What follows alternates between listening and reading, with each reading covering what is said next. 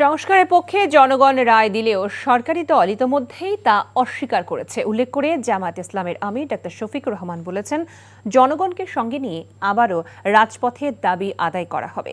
সন্ধ্যায় রাজধানীর মিরপুরে ঈদ পুনর্মিলনী ও গণসংবর্ধনা অনুষ্ঠানে তিনি এসব কথা বলেন। এ সময় তিনি অভিযোগ করে বলেন, বিএনপির ৩১ দফার প্রথম দফাই ছিল সংস্কার, কিন্তু তারা নিজেদের অঙ্গীকারের বিরুদ্ধেই অবস্থান নিয়েছে।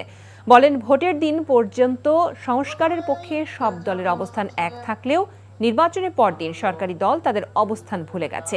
এছাড়া বৈশ্বিক জ্বালানি সংকট মোকাবিলায় সরকারকে খোলামেলা আলোচনার আহ্বান জানানো হলেও তা অগ্রাহ্য করা হচ্ছে। এ সময় ডাক্তার শফিকুর রহমান হুঁশিয়ারি দিয়ে বলেন, ডিজিটাল ক্লাসের নামে জাতির মেরুদণ্ড আবার ভেঙে দেওয়ার যে প্রয়াস চলছে তা মেনে নেওয়া হবে না। ভোটের দিন পর্যন্ত আমাদের অবস্থান ছিল এক, এখন যারা সরকারি দল, এখন যারা বিরোধী দল, কিন্তু ভোটের রেজাল্ট হওয়ার পরে তারা বদলে গেছেন।